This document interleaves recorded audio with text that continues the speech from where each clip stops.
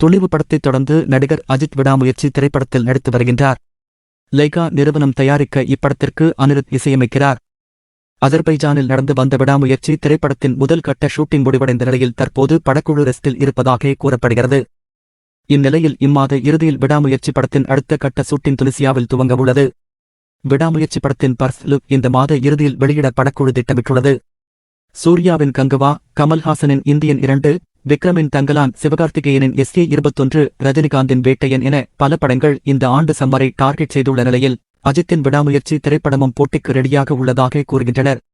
இதுவரை அப்டேட் கிடைக்காமல் காத்துக்கிடந்த ரசிகர்களுக்கு பிப்ரவரி மாதம் முதல் அப்டேட்களை லைகா நிறுவனம் அடுக்கப் போவதாகவும் சொல்கின்றனர். இந்நிலையில் அஜித் தற்போது மிகுந்த மன வருத்தத்தில் இருக்கிறாராம். அவருடைய நீண்டகால நண்பரான வெற்றி துரைசாமியின் உயிரிழப்பு அஜித்தை நொறுங்கிப் போக செய்திருக்கிறது. அதனாலேயே அஜித் ஷாலினியுடன் சைதை துரைசாமி இல்லத்திற்கு சென்று ஆறுதல் கூறினார். அதேபோல் அஜித்துக்கு இன்னொரு பெரிய இழப்பு என்றால் அது கலை இயக்குனர் மிலனின் உயிரிழப்பு. அதை அவரால் தாங்கிக் கொள்ளவே முடியவில்லை. மிலன் அஜித்தின் பல படங்களில் பணியாற்றியிருக்கிறார். படப்பிடிப்பு முடிந்து மாலை நேரங்களில் அஜித்தும் மிலனும் பார்ட்டியில் கண்டிப்பாக இருப்பார்கள். அப்போது இருவரும் சேர்ந்து மது அருந்துவது என்று மகிழ்ச்சியாக இருப்பார்கள். இப்படி அஜித்தின் நெருங்கிய நண்பராக இருந்த மிலன் விடாமுயற்சி ஷூட்டிங் ஸ்பாட்டிலேயே மாரடைப்பு காரணமாக மரணம் அடைந்தார். எப்போது மிலனின் இறப்புக்கு குடிதான் காரணம் என்று அஜித்துக்கு தெரிந்ததோ அன்றிலிருந்து அவர் குடிப்பதையே நிறுத்திவிட்டார் என்று பத்திரிகையாளர் அந்தணன் கூறியுள்ளார்.